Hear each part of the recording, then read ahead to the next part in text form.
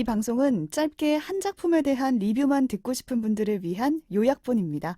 전체 방송에는 더 풍성한 내용이 담겨 있으니까요. 책플릭스 채널을 확인해 주세요. 그래서 이 콘텐츠들이 잔뜩 담겨져 있는 책. 그렇지. 특이하다. TV를 얘기하는 책. 네, 진정하고 TV를 켜세요. 제목인가요? 네, 제목이 좀 진정하세요. 특이하죠. 네, 진정하고 화가 TV를 나더라도. 켜세요. 네. 왜 진정을 해야 될까? 요즘에 근데 TV를 보다 보면 불편하거나 이런 프로그램들이 있어요. 많죠. 그럼에도 불구하고 우리가 TV를 켜야 되는 이유에 대해서도 말을 하고 있기 때문에 아마 이 제목을 짓지 않았을까 싶은데 작가는 이로사 작가라고 해요. 그러니까 경향신문 기자 출신이고 칼럼. 자칭 음. TV 중독자. 아. 그래서 결국엔 지금은 해순이. 대중문화 칼럼니스트로 활동하고 덕업일치. 계십니다. 성공한 덕후. 네. 이 책이 좀 특이한 점은 대중문화에 대한 책을 출판하는 A플랫이라는 출판사가 있대요. 거기서 텀블벅으로 후원을 받아서 출판한 책이에요. 그렇군요. 네, 그래서 오로지 이북으로만 볼 수가 있어요. 실물책은 네, 없어요. 책이 없어요. 그리고 책 표지가 좀 의심스러울 정도로 촌스럽습니다. 궁금하다. 디스를 시작하는. 네, 우선 보고 나서 뭐야 이거 한 찾아본다. 몇 년 전 거지? 약간 이런 생각이 들거든요. 이거 오래된 거면 좀 보기 그렇잖아요. TV 프로그램인데. 근데 보니까 이게 20년도 7월에 나와요. 그러면 나오는. 얼마 안 되네요. 네. 2020년. 오, 충격적이네요. 그쵸? 네, 보셨나요? 그러니까 PPT로 만든 느낌의 빨려 들어간다. 이렇게 네. 검색 한번 그림판 해보세요. 처음 배웠을 때 만든 그런 느낌. 네, 그렇더라도 오해하지 마시고 7월에 나온 신작이라는 네. 거. 책 디자이너 분께는 죄송합니다. 의도가 제가 있겠죠, 감히요. 의도가. 네, 의도가 있을 것 같아요. 네. 잊혀지지 않아요. 음. 근데 글 스타일은 약간 에세이와 비평의 중간 정도의 느낌이라고 보시면 돼요. 한없이 가볍지도 않고 또 한없이 비평처럼 막 밑줄 그으면서 막 읽어야 되는 그런 진지한 느낌도 밑줄 아니에요. 그면서 읽으세요? 비평은 조금 좀 한 장 한 씹어 장이 먹어야지. 좀 무서워요. 그럴 꼭꼭 때가 씹어 있어요. 먹어야죠. 무서워. 문장이 사람을 죽인다. 책이 잡아먹혀. 근데 그 정도의 책은 아닙니다. 저는 이 책에서 가장 좋았던 게 작품의 좀 비하인드를 알 수 있는 게 좋더라고요. 이런 게 재밌죠. 그래, 제작기라던가 비하인드 스토리 네. 이런 것들, 사연 이런 것들. 특히 이제 TV 프로그램은 그런 거를 알 수 있는 방법이 나중에 뭐 다 막을 내리고 나서야 알던지. 그쵸, 잘 모르죠, 보통. 네. 영화에 비해서. 근데 제가 유퀴즈 언더블럭을 굉장히 좋아하거든요. TVN의 예능. 네. 근데 여기서 유퀴즈를 다루는데 우선 그 이름부터가 너무 반가운 거예요. 책에서 유퀴즈라는 아. 단어를 최신책이라는 거 네, 인정했어. 만나다니. 근데 혹시라도 많은 분들이 아시겠지만 유퀴즈를 모르시는 분들이 계실 것 같아서 간단하게 말씀드리면 그냥 유재석과 조세호가 전국을 돌아다니면서 사람 여행을 하는 콘텐츠입니다. 그쵸. 전 퇴근길에 그 유퀴즈 클립을 하나씩 보는 게 제 아. 낙이거든요. 약간 힐링돼요, 보고 네, 있으면. 그 일반인들이 나와서 토크하고 퀴즈를 푸는. 근데 퀴즈는 뭐 장치일 뿐인데, 그 이야기들이 참 네, 감동적이고. 그 네, 인터뷰 감동적이에요. 프로그램이에요. 네. 인터뷰 프로그램이에요, 사실상. 그냥 정말 삶의 얘기, 그냥 특별한 어떤 서사가 있는 게 아니라 자기의 삶의 얘기를 담담하게 하시는데 그게 되게 뭉클할 때가 많더라고요. 맞아요, 맞아요. 베스트 이런 클립들이 있죠. 이 제작진이 그 아이디어를 바르다가 사랑한 얼굴들이라는 영화에서 저 그 영화 얻었대요. 봤는데. 저 이 영화 두 번 다큐멘터리죠. 봤어요. 근데 저는 전혀 몰랐거든요. 어떻게 연결될 수 있을까? 근데 이 영화를 혹시나 또 모르시는 분들이 계실 수도 있으니까 이 아네스 바르다라는 영화 감독이 있어요. 네. 88살 그 당시에 영화 여성 당시에. 감독이죠. 네. 귀여운 할머니 느낌인데 지금은 돌아가셨죠, 돌아가셨는데 작년에. 네, 그 귀여움에 비해 정말 누벨바그의 거장으로 불리고 있는 분이죠. 그 분과 33살의 젊은 남자 사진 작가, 사진작가. 네, JR과 함께 여행을 다니면서 프로젝트를 열어요. 그러니까 사진전을 여는 건데, 찾아가는 사진전. 네, 예를 들면 그냥 즉석 사진 트럭을 끌고 어디 동네에 가는 거예요. 거기서 그냥 그 동네 주민의 사진을 찍어서 엄청 크게. 즉석에서 사진을 엄청 프린트해서 조금만 뽑을 줄 알았는데. 그걸 건물 외벽에 딱 붙여줘. 붙입니다. 전시를 하는 근데 거예요. 약간 수치스러울 것 같아. 이런 트럭이 온다면은 사진 찍어 나는 보시겠나요? 그냥 이렇게 폴라로이드 주는 줄 알고 찰칵 찍었는데 갑자기 건물에 우리 회사 벽에 내가 걸려봐.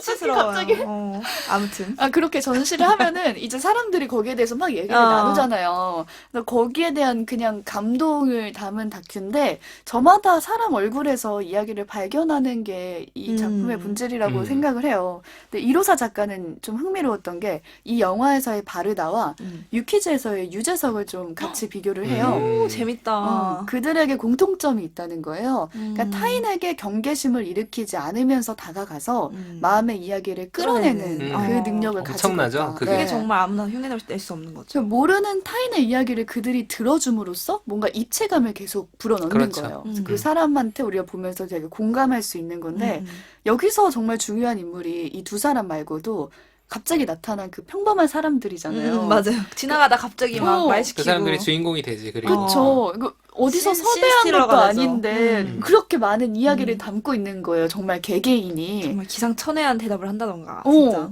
근데 이게 아까 오프닝에서의 얘기와 좀 이어지는 것 맞아요. 같은데. 문학의 기능이지 그게. 네, 왼쪽을 선택한 사람이 20명인데 그 사람이 다 한 가지 이유로 왼쪽을 선택한 게 아니라 20가지 각자의 이야기, 이유로. 각자의 이야기로 선택한다는 거잖아요. 근데 정말 딱 유키즈와 이 영화가 말하고 싶은 게 정말 저마다 사람 개개인마다 이야기가 있다라는 거예요. 이 영화에서 JR과 바르다가 나누는 대화 중에 제가 되게 인상 깊었던 게 있어서 적어놓은 게 있었는데 바르다가 이렇게 말해요.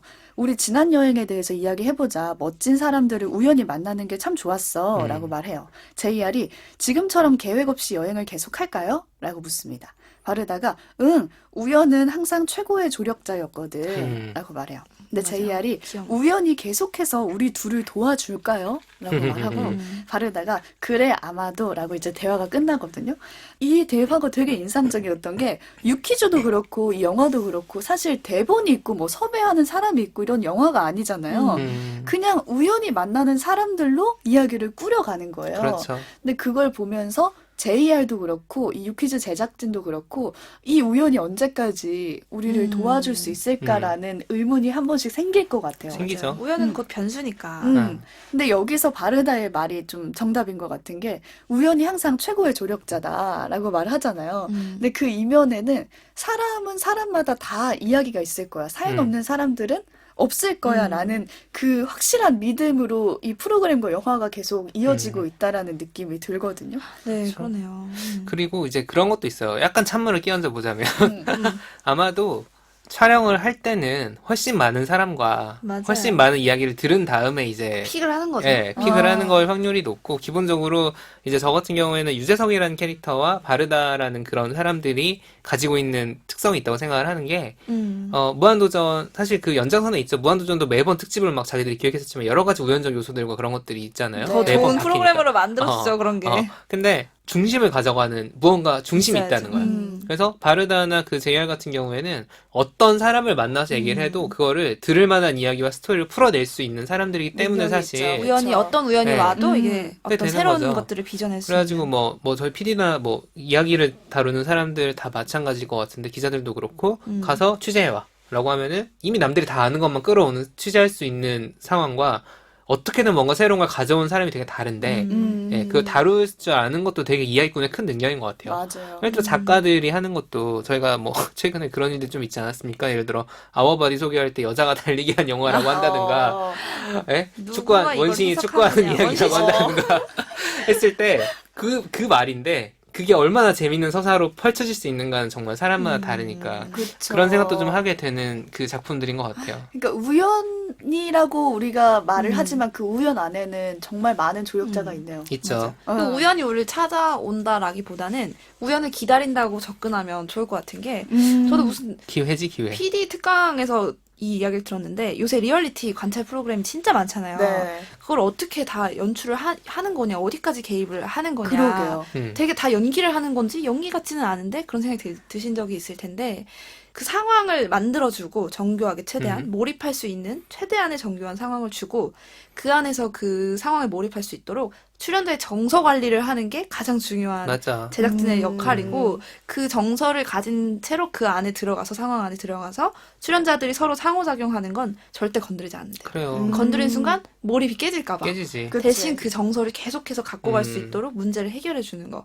그래서 그런 상황들을 만들어 줬을 때 우연들이 찾아오면 재미난 이야기로 변화할 수 있는 것 같아요. 맞아요. 그래서 이 바르다도 유재석도 이 어떤 일반 사람들을 만나는 상황 안에서 정말 진심으로 어떤 이야기를 들을 준비가 맞아. 됐으니까 어떤 그쵸. 이야기가 나와도 재밌게 전달됐던 게 음. 아닐까 그런 생각이 들어요. 장치들이 있으니까 또 음. 바르다 같은 경우에는 그 사진이 사진이라는 어마무시하잖아요. 그 큰 얼굴 그리고 이제 깜짝 놀랐어요. 다니는 보면서. 동네들이 이런 뭐 건물만 해. 서울 같은 대도시가 아니라 맞아요. 동네 도시들, 동네 지방 소도시 그런 이런 데다 곳들. 보니까 재밌죠. 유퀴즈 바르다도 같이 추천하면 되겠네요. 네. 바르다도 유퀴즈와 바르다를 둘 다 그렇지. 추천하면 둘다 네, 추천하는 좋아하시는 거야. 분들은 같이 어. 보시면은 아 이래서 여기서 아이디어를 너무 얻었구나라는 생각을 하실 수 있을 것 같아요. 같은 영화를 보고 누군가는 유퀴즈를 만드는데 음. 전 뭘 하고 있었을까요? 나는 바르다 같은 갑자기 반성을 TV 하게 되네. 반성의 시간. 그냥 나는 그 영화 본 다음에 아 나 저런 여행 한번 가보고 싶다는 어. 생각을 했었어. 맞아요, 맞아요. 약간 난 내 얼굴 크게 붙을 것만 생각했지. 아, 그렇고 또 그렇습니다. 다른 또 얘기가 있나요? 3인 3세.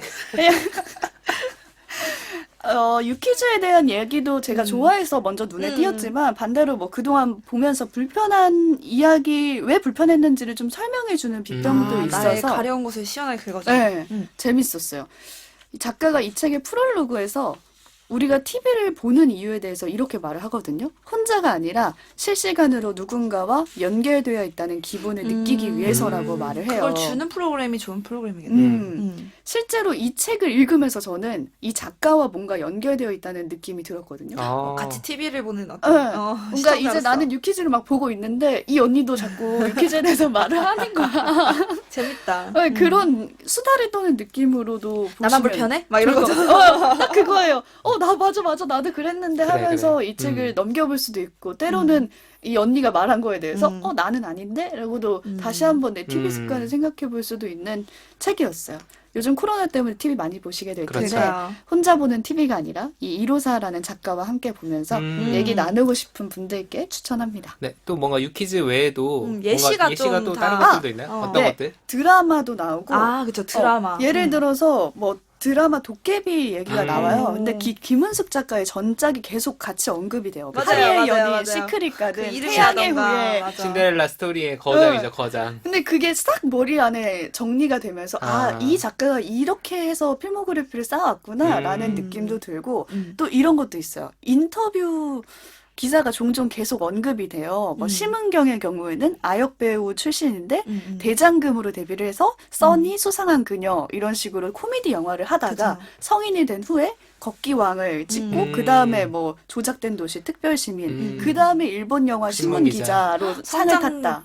기가 완전 극적이다. 네. 그런 것들. 네, 계속 그렇게 나와요. 그리고 이 성인이 된 후에 찍은 게 걷기왕이라는 영화인데 거기서 슬럼프를 본인이 겪었다고 실제로 그 배우가. 네, 말을 하더라고요. 오, 심은경 좋은 배우가. 작품 아닌가? 그 작품에선 전혀 슬럼프가 안 보였는데. 그 걷기왕을 하면서 자기가 슬럼프를 극복한 얘기가 아. 나와요. 그러니까 좀 여유 없이 내적으로 계속 불안했는데 거기 그 걷기왕에서 만복이라는 캐릭터가 굳이 빨리 달리려고 하지 않고 좀 천천히 자기를 발견해가는 그런 캐릭터잖아요. 그러면서 이제 본인도 나의 길을 찾아가야겠다. 서두르지 말고 막 이런 식으로 생각을 했다라는 인터뷰가 인용이 되는데 전 되게 좋았어요. 이 TV 속에 이 배우의 어떤 성장이나 이런 생각들까지도 소개가 되고 있네요. 종종 이런 인터뷰가 계속 삽입이 돼서 저는 그 인터뷰를 찾아보는 재미도 있더라고요. 이거 그냥 대중문화에 관심 있는 사람들은 누구나 재밌게 네, 읽겠다. 읽을 수 있겠다. 다 아는 작품인데 이런 이야기가 있었고 숨어 있었구나. 재밌겠네요. 맨 뒤에는 넷플릭스도 쭉 나오거든요, 작품이. 넷플릭스까지. 네, 그래서 TV를 같이 켜라고 보셔도. 했지만 이제 넷플릭스 켜는 걸로. 그래. TV가 없어 집에. TV가 없다고? 요즘엔 없다고 TV가 하더라고요. 그럴 수도 있죠. 모니터화 됐어요. 모니터죠, 오, 맞아, 모니터. 맞아. TV 회선이 없기 그렇지. 때문에. 책플릭스.